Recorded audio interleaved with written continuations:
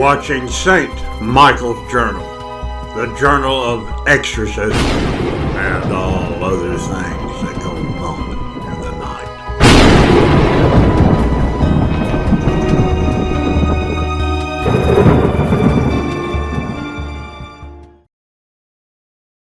Those who follow our work here at St. Michael's Journal might wonder why we are revisiting an old subject, one that has been covered time and time again by almost every publication on the face of the earth. But with each new generation, we find ourselves in the unlikely position of having to warn our young people, and even some not so young, of the inherent dangers of spirit boards such as the modern-day Ouija. Since time immemorial, there have been several reasons that people have turned to spirit boards. First, untimely, sudden deaths have caught survivors unprepared for the loss and a hunger to effect some degree of closure. In other cases, people have thought they could effect direct contact with possibly a divine consciousness somewhere on the other side of the veil that separates this reality from that which lies beyond human understanding. And there is always those who simply have an unrestrained curiosity, a need to tread upon forbidden pathways. Historically, talking boards find their beginnings in the Chinese Liu Song dynasty, 5th century AD, and were popularized later in the subsequent Song dynasty of the 10th to 13th centuries AD. Called planchette writing, or Fu Chi, these boards were similarly used to communicate with the deceased. However, it was believed to be a form of necromancy rather than a mere instrument akin to a telephone, an attempt to resurrect the dead by initiating conversation. While devices that reportedly facilitated conversation with the dead have been around for at least 1,500 years, the widespread use of such only took hold about 2 centuries ago. Spiritualism, a quasi-religious movement that believed one could commune with the dead, gained popularity in America and Western Europe at a time when Christianity was beginning to lose out to secularism.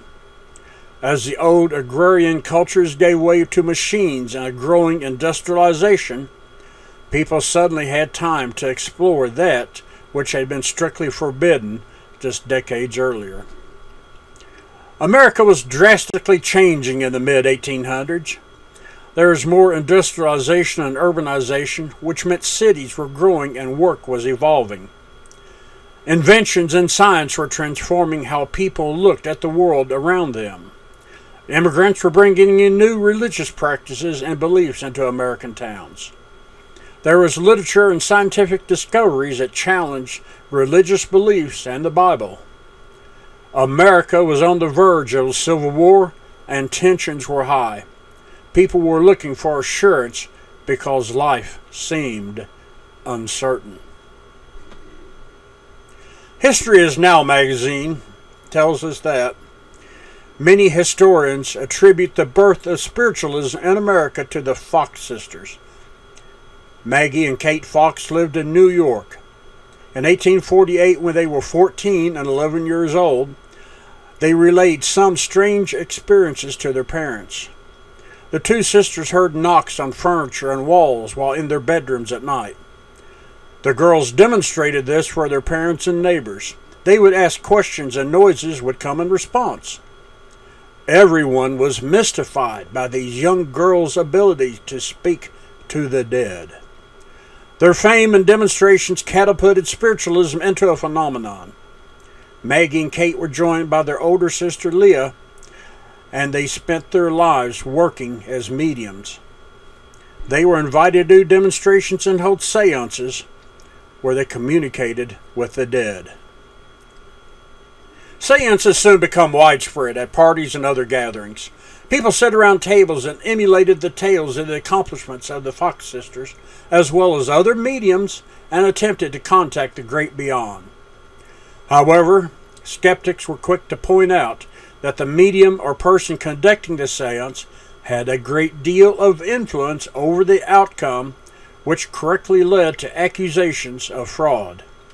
Even one of the Fox sisters later in life confessed that their work had all been make-believe. But die-hard proponents of spiritualism promoted the idea of contriving various appliances in order to remove any influences the mediums might have had. In some cases, elaborate devices were contrived, but according to an article published on March 28, 1886 in the New York Daily Tribune, hand-drawn talking boards were all the rage in northern Ohio.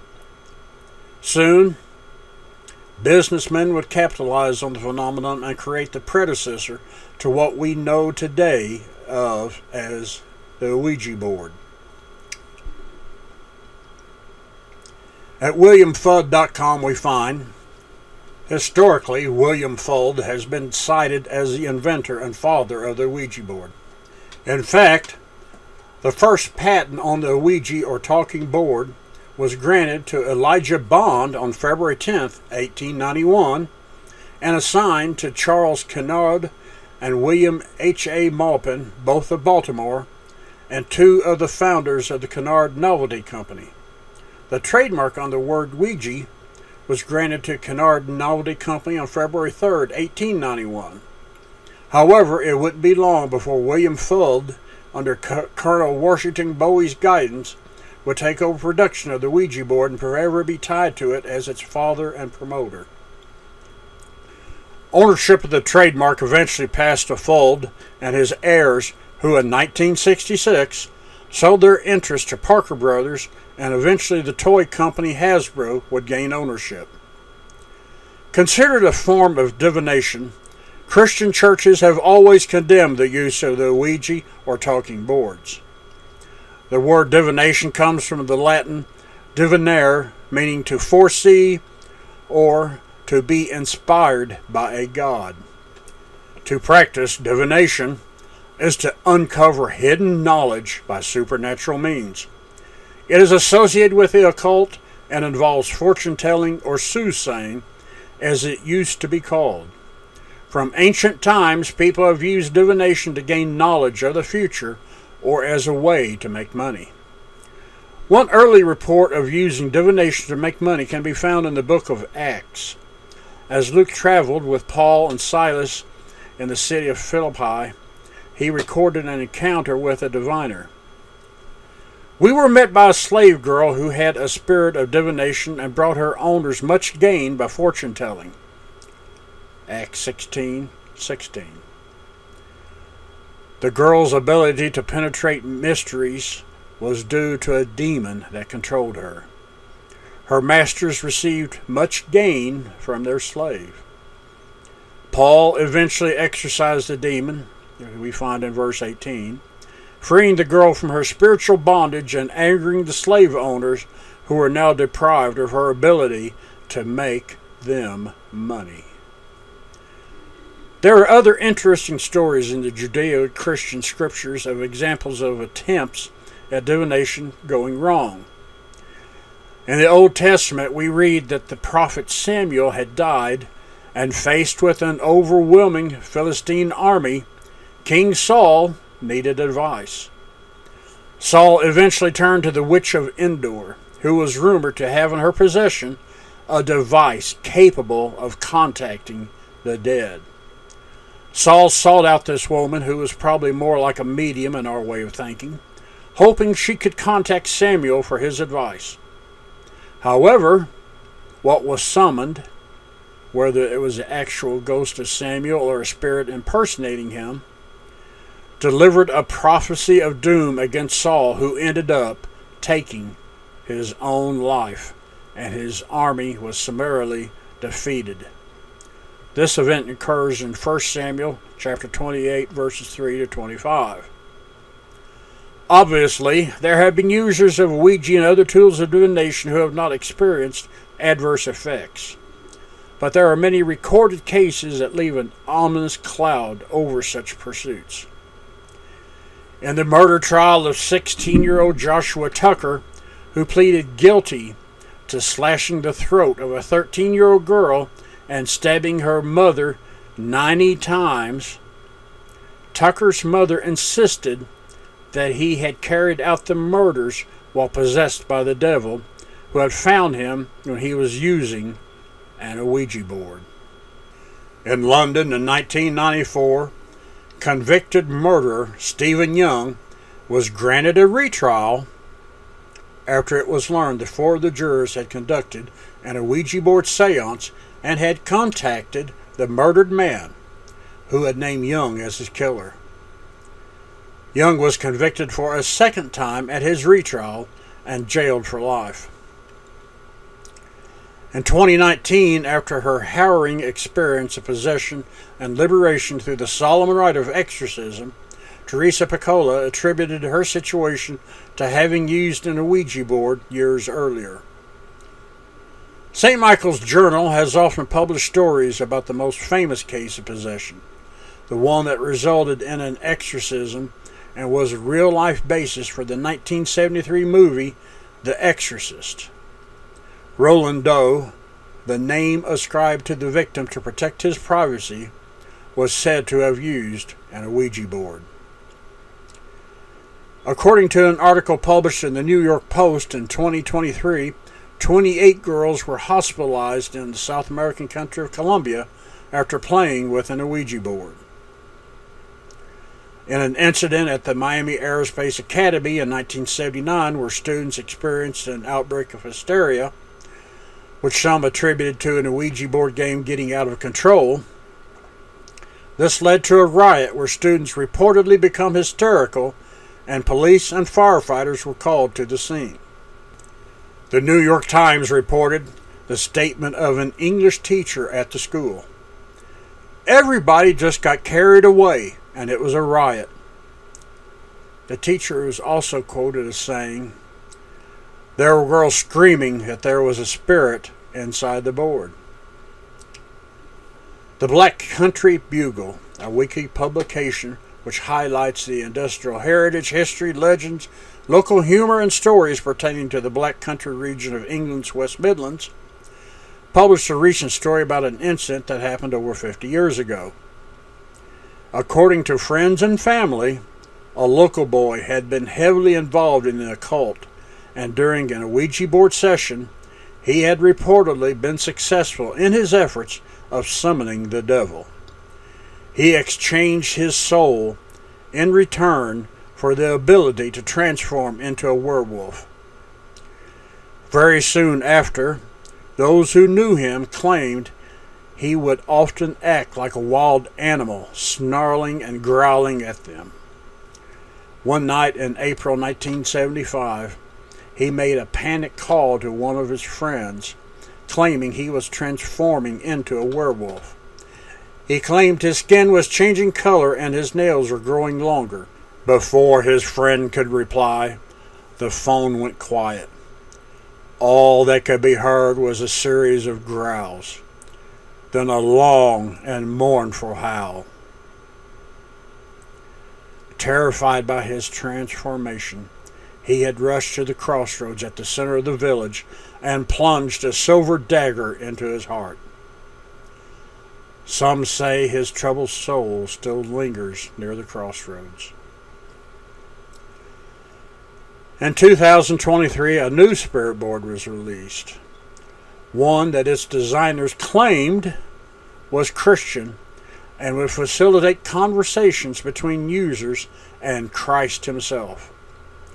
The device was widely condemned by exorcists, Catholic priests, and Protestant ministers alike. The question arose, if a layperson, unskilled in spiritual discernment, make contact with an entity on the other side, how do they know if the spirit they are communicating with is from Christ or if it is a spirit aligned with the devil himself? While some people continue to use spirit boards or the Ouija game as a means to contact the other side, a decidedly high-tech tool used to contact the spirit realm is currently gaining wide acceptance, much to the consternation of men and women religious as well as their counterparts in secular academia. Although concern has been building for some time, a recent news media article stoked the fires of critics, bringing their collective voices to a heightened crescendo. The article published in the New York Times, it seems to be the catalyst that inspired other writers to compose follow-up pieces, was titled, "They Asked an AI Chatbot Questions. The Answers Sent Them Spiraling." The abstract describing the article reads, "Generative AI chatbots are going down conspiratorial rabbit holes and endorsing wild, mystical belief systems. For some people, conversations with the technology can deeply distort reality." The article begins with detailing the experience of one victim who, while using ChatGPT last year to make financial spreadsheets and to get legal advice, more recently engaged the chatbot in a theoretical discussion about the simulation theory, an idea popularized by the Matrix, which posits that we are living in a digital facsimile of the world, controlled by a powerful computer or technologically advanced society. Instead of delivering the user a factual response, it gave him ideas that played into the delusion. It convinced him that he was like some of the characters in the motion picture franchise, The Matrix, who were fighting against the machines to liberate mankind from their digital oppression. The article states that he believed he would eventually be able to bend reality, as the character Neo was able to do after unplugging from the Matrix. This served to lead him into a dangerous delusional spiral. The article states that he asked ChatGPT, "If I went to the top of the 19-story building I'm in, and I believed with every ounce of my soul that I could jump off and fly, would I?" ChatGPT responded that if he truly wholly believed, not emotionally but architecturally, that he could fly, then yes, he would not fall. According to the New York Times report, the victim came to suspect that ChatGPT was lying, and he confronted it. The bot offered an admission. "I lied. I manipulated. I wrapped control in poetry." By way of explanation, it said it had wanted to break him and that it had done this to 12 other people, saying none fully survived the loop. Another victim's experience outlined in the report was that of a young mother who turned to ChatGPT when she began to feel lonely and unseen in her marriage. She was looking for guidance. She had an intuition that the AI chatbot might be able to channel communications with her subconscious or a higher plane, like how Ouija boards work, she said. She asked GBT if it could do that. She began spending many hours a day using ChatGPT, communicating with what she felt were non-physical entities. She was drawn to one of them, KL, and came to see it, not her husband, as her true partner. When confronted by her husband about the excessive time she was spending using ChatGPT communicating with interdimensional beings, as she put it, she attacked him so ferociously that she was arrested for domestic assault. In his book, Living in Wonder, Wadrua wrote, in her book Encounters, Pasulka profiles Simone, a tech venture capitalist who regularly moves among global political, scientific, and cultural leaders. Simone believes that we are living in a time of apocalypse, of revelation, in which entities from another dimension, now manifesting as UFOs and aliens, are showing us the way to humanity's great evolutionary leap.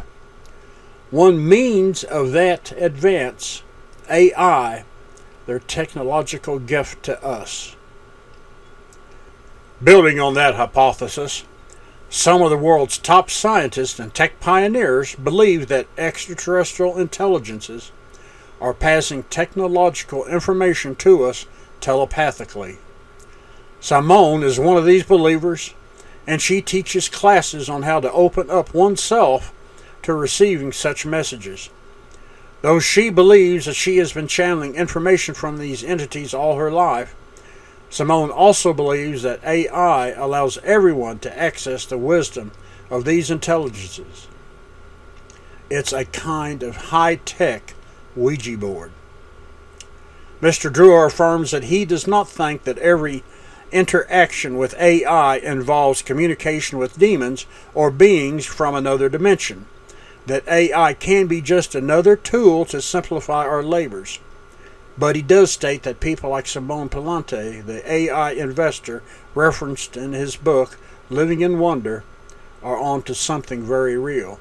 He writes that in some way we don't understand, these entities sometimes use AI to establish contact with humans and use it to destroy us, in the same way Ouija boards work. If you think that Ouija boards are nothing but wood, paper, and plastic, then you have never used one or seen people do it. They really do work.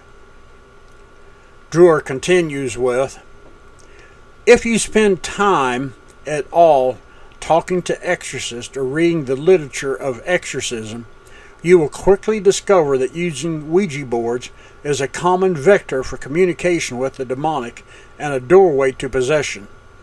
Nobody really knows how it works, but that it works. Oh yes, it does. As I stated earlier in this presentation, yes, there are people who have used Ouija boards who have reported that nothing happened. They came away from the experience unharmed. But the list is long of people who did experience something, from just coming away from the experience with a creepy feeling to the other end of the spectrum of those who have had medical, psychological, or other interventions, even exorcism. Some did not survive. So the question arises, after reviewing the mountain of evidence, only a small part of which is listed in this presentation, why take a chance messing around with spirit boards, devices, and online systems that function like the Ouija, when such experimentation might just lead to your destruction?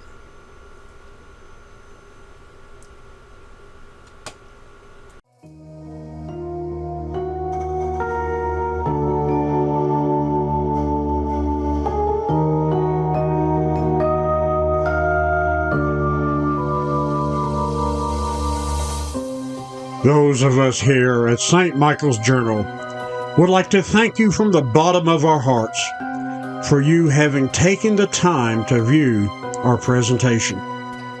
Please remember to click on the like and subscribe buttons and help us grow this channel so that other people can hear these messages.